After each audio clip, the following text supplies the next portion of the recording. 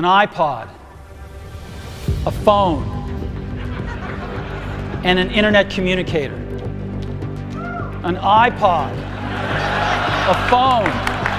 On the 9th of January 2007, Steve Jobs announced the iPhone, and this was the beginning of one of the biggest rivalry in corporate history.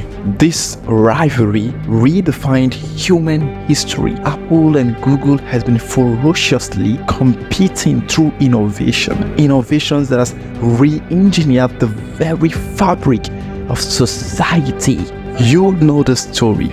It's the iPhone versus the Android story, and you know exactly how it ends. But do you know how it truly began? We have our strategy. We've got great Windows mobile devices in the market today. In a couple of weeks' time, Apple will enter the phone market. Never heard of them. Well, no doubt the iPhone had a big impact on the marketplace, and I think, in fact, Apple did a service to mobile communications industry. Droid could be a killer, an iPhone killer. This is the latest in a string of Android-powered phones to hit the market. Every time Apple comes into a market, they totally dominate it. Look what happened with the iPod. I mean, does Droid have a chance? Most people think this is a story about my iPhone is better than your Android, or my Android is better than your iPhone, but it's deeper than that. You can choose Android or you can choose iPhone. Who do you think is going to win?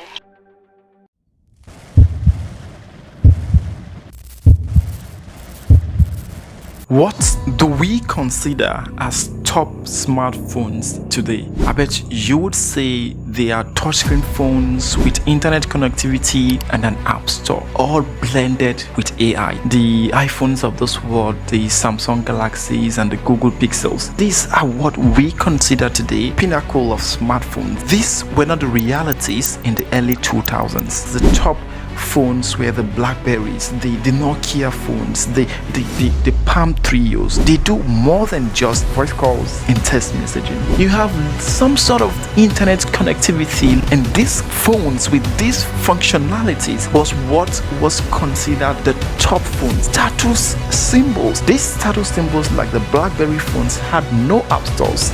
So this means that whatever built-in apps that come with it, that's all you've got. As far back as 2003, 2004, 2005, there has been projections by different research firms of repute that smartphones were going to be the future of computing. It was absolutely clear, without a shadow of doubt, there was going to be a smartphone revolution, and every major tech player wanted a piece of the smartphone pie.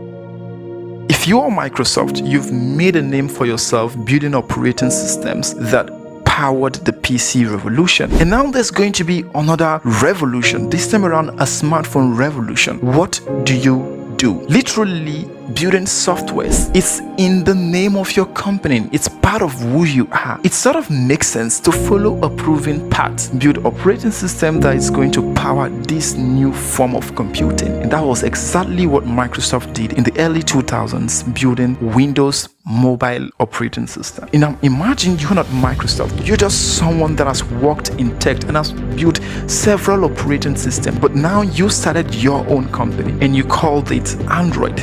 Now this company you founded specialized in building an operating system for digital cameras. And now with all those reports flying around that smartphones are going to be the future, what would you do? Won't you at least consider building an operating system that is going to power the smartphone revolution? Now imagine you are BlackBerry. You are considered the leading phone maker. Everybody considers you as the gold standard, and you are being told that the market you are currently dominating, particularly in North America, that market is going to explode over the coming years. You are being told that your future is secure and filled with gold. But then imagine you've just been diagnosed with cancer. You've gone through a series of surgeries to remove this cancer. You've come face to face with death, struggling with cancer. There's still one dream that you've still not been able to work on. And this dream is to build a computer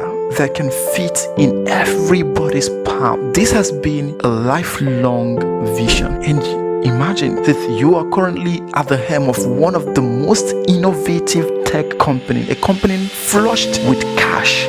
Wouldn't you at least attempt to build this computer that can fit in everybody's palm? You would not be doing this like every other person. You will be doing this differently because the mantra of your company is to think differently. Here's to the crazy ones, the misfits, the rebels, the troublemakers, the round pegs in the square holes, the ones who see things differently. Now imagine that you are Steve Jobs.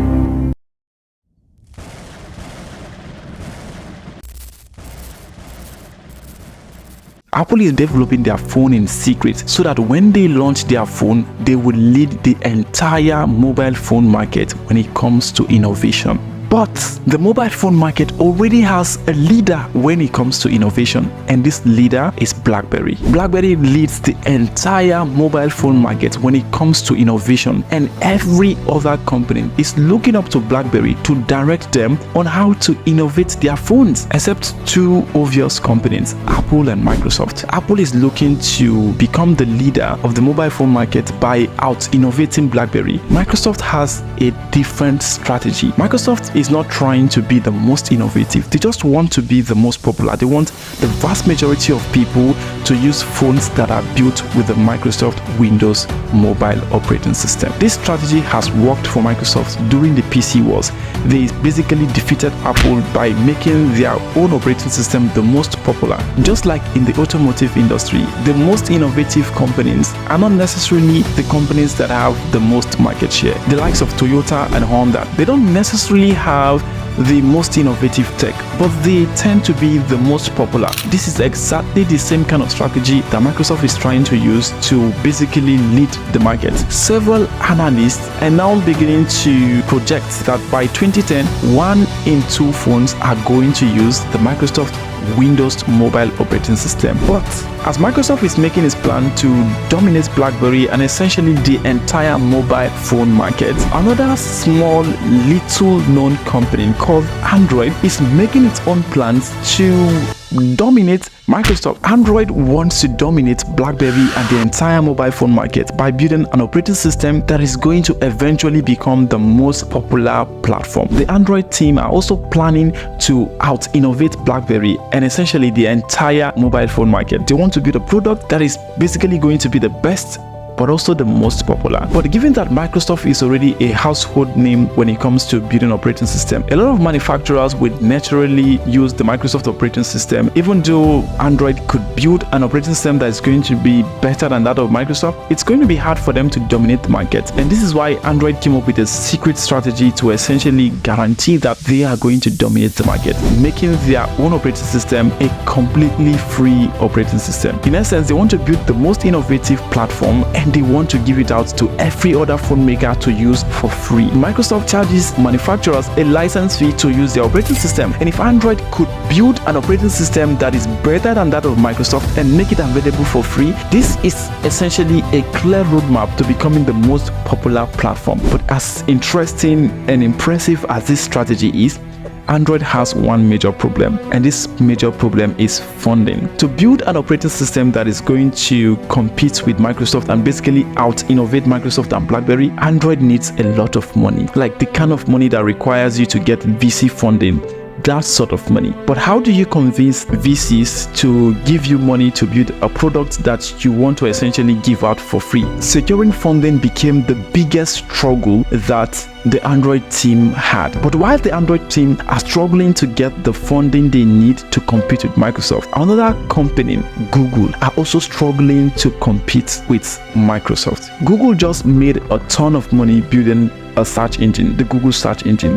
This is bringing billions of dollars for this company. This company has a lot of cash, but they want to expand their business and move into the larger software market. And the king of the software market is Microsoft. Microsoft became the king of the software market because of its operating system. The Microsoft Windows operating system basically controls the PC market. And now analysts are beginning to say that Microsoft is also going to control the mobile market. This essentially means that no other company can stand the chance to compete with Microsoft when it comes to softwares, because they essentially control the distribution channels. In 1994, Netscape came out with the Navigator web browser. This web browser was the most innovative. Increasingly, because of its innovation, became popular among users. But Microsoft were able to crush this software because they control the Windows operating system. You see, when Microsoft built their own web browser, they essentially made that web browser to come automatically pre-installed with their Windows operating system. This essentially allowed Microsoft to dominate the web browser market and kill every other player in that market. Today, we are taking another step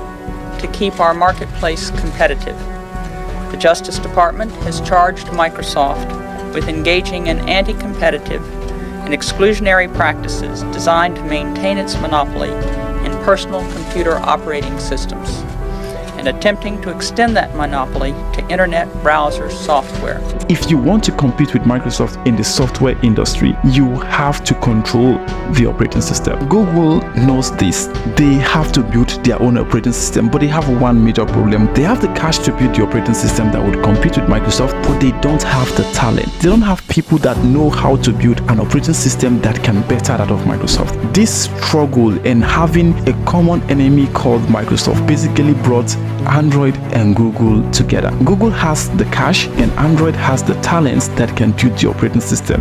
This is a marriage made in heaven. And after having several meetings, Google acquired Android in 2005.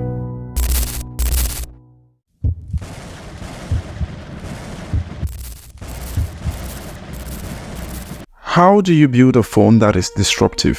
First, you change the look of the phone. But in a world where every other top mobile phone looks just like this, how do you do that? You basically remove them. But these keypads are not just there for the sake of being there. They represent the only way that users can control and operate their mobile phones. If you remove it, how can users control their phones? This can only be resolved one way: if you think differently on how the phones can be controlled and operated. You simply build a new user interface for mobile phones. And what better way to do that than to make it a touch screen interface? And I remember one day sitting at lunch with Steve, and he and I both had our phones out.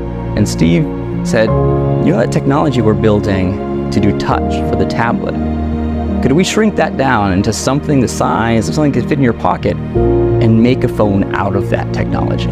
And assuming you could pull off the almost impossible task of re-engineering a touch screen based mobile device, but that doesn't really make your phone different, does it? All you've just managed to achieve is a hardware change. Your hardware just looks differently, but what happens on the inside of the phone remains the same. You need to rethink and re-engineer how the phone looks in the inside. You need a revolutionary software. But Apple under Steve Jobs already have two major operating systems for two separate devices: the Mac operating system and the operating system they use for the popular iPod. The easiest thing to do is to build on top of the operating systems. They either downsize the Mac operating system or they upgrade and upscale the iPod's operating system to make it adaptive to their revolutionary mobile phone. Steve Jobs created two themes to work on both operating systems, despite the fact that the team working on the Mac operating system were the underdogs and the team working on upscaling the iPod were the favorites. The Mac operating system team won the day, and it was decided that the Mac operating system was going to be downscaled, and given that the Mac operating system is a proprietary software, no other mobile phone maker is going to have that operating system. But does simply having a new user interface and bringing your own operating system to your mobile phone, does that make your phone revolutionary? The Windows operating system is already in the market, and that was brought down from the Windows PC operating system. Exactly the same thing that Apple intends to do: bring the Mac operating system to their mobile phone. There is nothing revolutionary about that. In order to turn a mobile phone to a computer that can fit in everybody's palm, this mobile phone needs to be able to run the same kind of apps that a PC runs. But not just that, a computer at this point in time is also an internet machine, the major device that people use to access the internet. And yes, other mobile phone makers have been able to introduce some sort of limited internet browsing experience to their mobile phones. Steve Jobs needs to bring the full power of the internet to the mobile phone. There are two exciting things happening in software and in computing today. I think one is objects, but the other one is the web.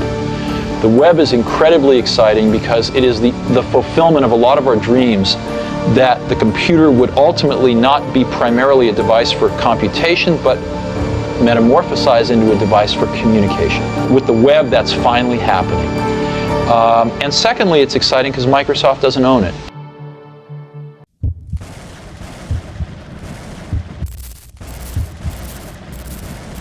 When people talk about the iPhone versus the Android story, they often focus on hardwares and softwares. But what most people fail to realize is that in the larger smartphone revolution, smartphone makers and operating system developers were not the only people that were primed to benefit. If millions of people are going to start acquiring mobile phones, these millions of people are going to need network connectivity. They are going to need to be on a network. If you are Steve Jobs and you want to build a revolutionary smartphone that is essentially going to bring the capabilities of a computer into the mobile phone, you've got to deal with network operators. If you build a phone that is not compatible with their network, that phone is not going to work, is not going to deliver the services you need. Essentially, you just build a phone that people cannot use. Apple has a very big problem, and this problem is to get network operators to agree to adapt their own network to suit whatever revolutionary phone that Apple is going to build. But Steve Jobs went ahead and he started scheduling meetings with the top network operators in the US, starting with Verizon. Verizon were the biggest and largest and more successful, more technologically advanced network operator at the time. As a result of their success, they don't need a deal with Apple that puts them at a significant disadvantage. They already have some of the best selling phones on their network, and so there's no incentive for Verizon to risk their entire network and success simply on Apple's word that they are going to build a revolutionary smartphone. And consequently, Verizon rejected the deal. While Verizon are really doing fine and they could do without Apple, but there's just one major network operator that is really not doing fine, and this network operator is Singular. Singular is one of the largest network operator at the time, but they are struggling incredibly. They just need a huge turnaround story, a miracle to happen for them. And when Steve Jobs offered them the same deal that they just offered Verizon, the CEO of Singular saw the miracle they were looking for. Here is a desperate company that wants to turn things around and are willing to give Apple everything they need. Every smartphone maker has to adapt their phones to be compatible with the networks. Apple just has a deal that essentially means that the network operator has to adapt their network to the Apple's phone. And the most impressive thing about this deal is that Apple were able to get a non-disclosure agreement. This deal is the industry's best kept secret.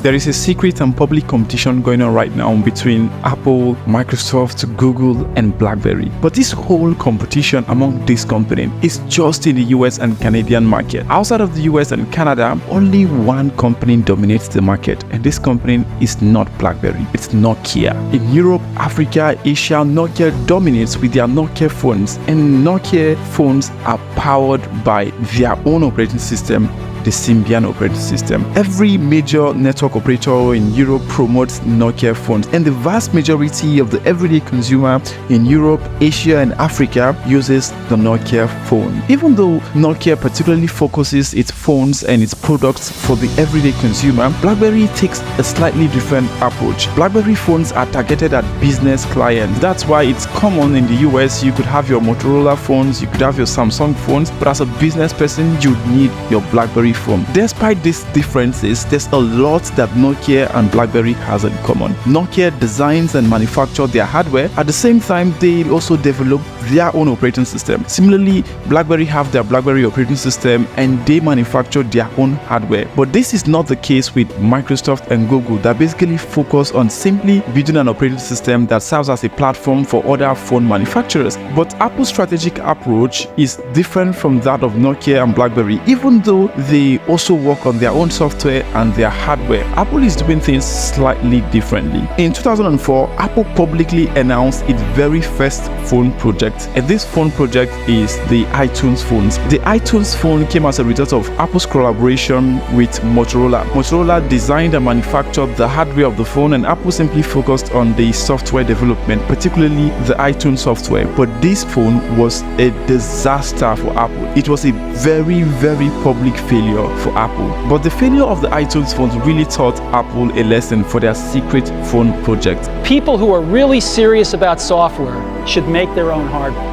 Apple needs to basically control every aspect of the phone, from software to hardware design. But design was not enough. Nokia and BlackBerry manufactured their phone, but since the turn of the decade in 2000, Apple basically stopped manufacturing. They've outsourced manufacturing of the iMac and the iPod to a Taiwanese company called Foxconn. Apple designs their product and they send the specification of the design to Foxconn, and then Foxconn do the actual manufacturing. But relying on Foxconn to manufacture the secret Apple phone is going to be different from what Nokia and BlackBerry are doing. This could be a huge disadvantage. Nokia and BlackBerry are able to ensure that the quality of their phones are well built. This is something that Apple cannot guarantee if it's basically outsourced the manufacturing of the phones. And to compound this all, the secret phone that Apple is currently working on is unlike any other phone. Whatever experience that the workers in the Foxconn factories have would be completely irrelevant to manufacturing the new Apple phone. But Apple have a very simple solution to this. Apple simply sends its engineers down to Taiwan to train the workers in the Foxconn factories. This essentially allows Apple to ensure that they have control over the build quality of their phones, but also gives Apple a very, very important strategic advantage. But as Apple is tying up every loose end and getting ready to announce their secret phone, Google is doing exactly the same thing. Google, for the past 2 years, since 2005, has been working on developing the Android operating system. This Android operating system is designed to be better than BlackBerry's operating system. And as the standards of phones were, the prototype that was used to design this operating system is similar in design to that of BlackBerry. But as Google were planning to announce their operating system in 2007, Apple announced the iPhone. An iPod, a phone, and an internet communicator. An iPod, a phone. Are you getting it? These are not 3 separate devices. This is one device. And we are calling it iPhone.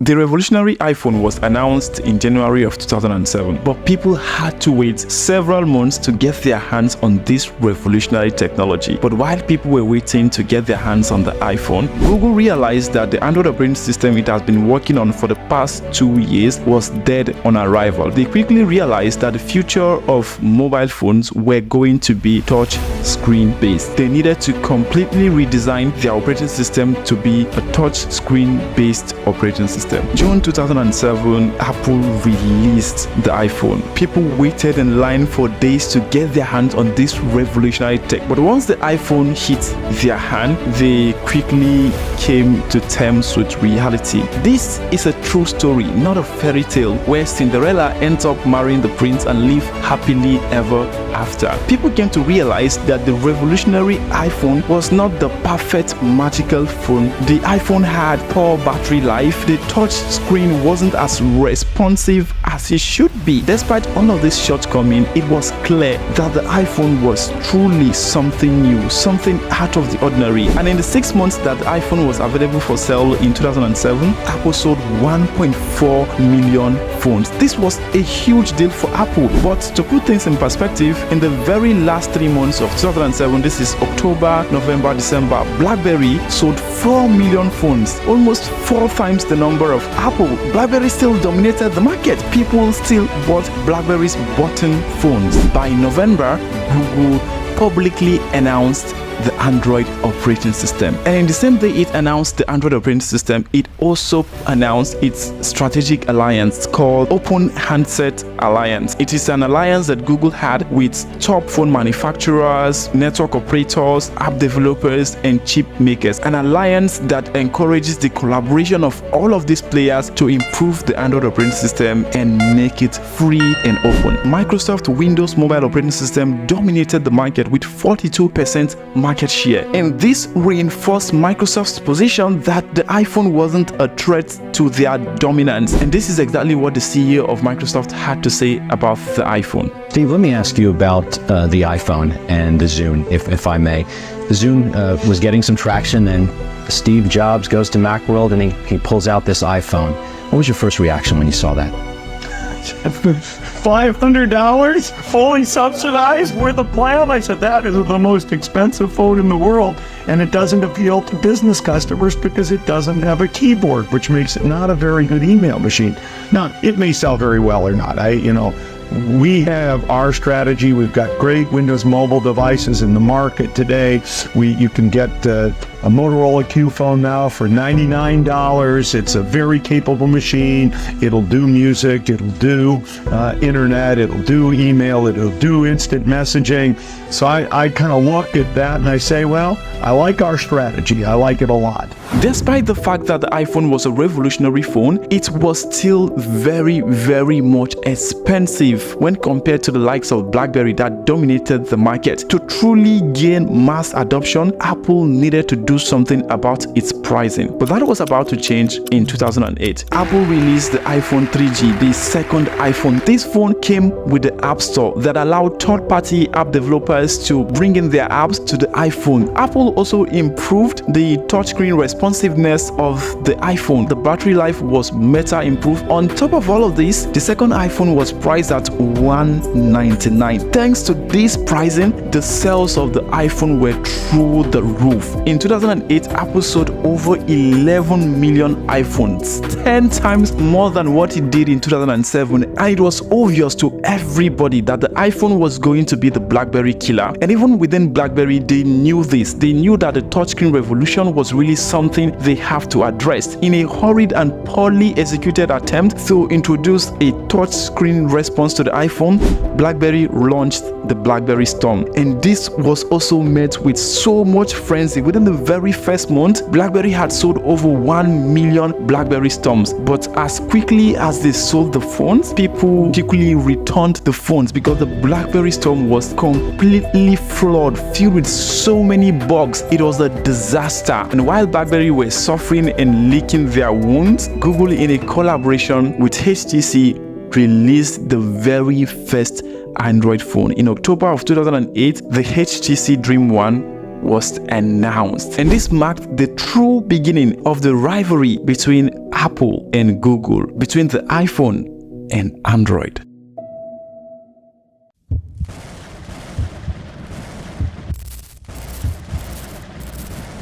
The mobile market was rapidly evolving and it has split into two distinct groups, the touch screen and the physical buttons. BlackBerry felt they could be in the middle, having one leg in the physical button category and one leg in the touchscreen category. And this move, BlackBerry hopes, would help them keep the best of both worlds. But for consumers, it was clear that physical buttons represents the past and touchscreen the future. In 2009, Apple sold 21 million iPhones, almost doubling its number the previous year. With the success of the very first Android phone, several other phone manufacturers started releasing their Android-powered phones, the likes of Samsung, LG, and Motorola. Remarkably, Motorola's Android phone became a huge hit. It was the Motorola Droid. This phone was promoted as the definitive iPhone killer. It was the best response that anybody has had outside Apple to the iPhone, and this really made consumers enthusiastic about the future of phones. But while consumers were celebrating what the future was going to be, the man that made this future a reality was fatally ill. Steve Jobs was struggling and battling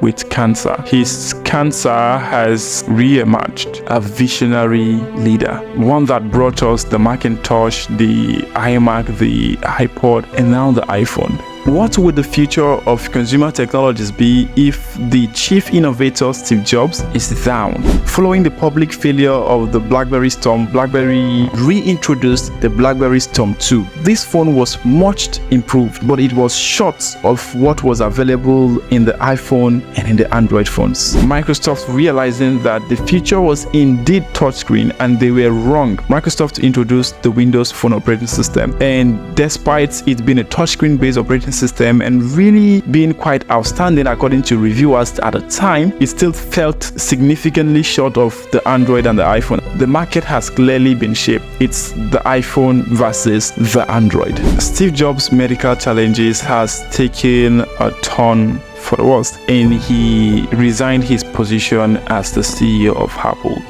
handing over to the Chief Operating Officer, Tim Cook. Despite this change in leadership, Apple's ship continued sailing without its revolutionary captain, and the iPhone continued doing impressive numbers. And similarly, Android phones has flooded the market, and Google has gained significant market share. And collectively, Apple and Google now controls half of the entire mobile phone market. The rise of the iPhone and Android phones came at the expense of BlackBerry and Microsoft. And realizing that the future was going to be touchscreen, BlackBerry made last bits of attempt to introduce a touchscreen line of its phone, the BlackBerry Touch 2, but it was too late. And a few months later, we lost Steve Jobs. As the world mourns Steve Jobs, Tim Cook took over the leadership of Apple and became the de facto CEO, the substantive CEO of Apple. This change in leadership brought a change in long-term strategic thinking. Apple under Steve Jobs were focused primarily on innovating, just being the most innovative company. But under Tim Cook,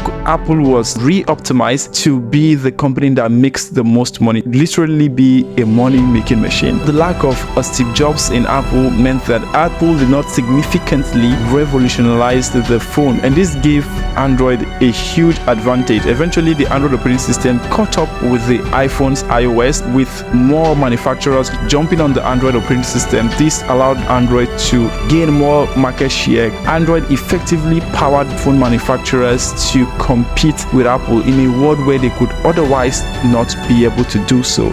People always say, "It is what it is," until it isn't.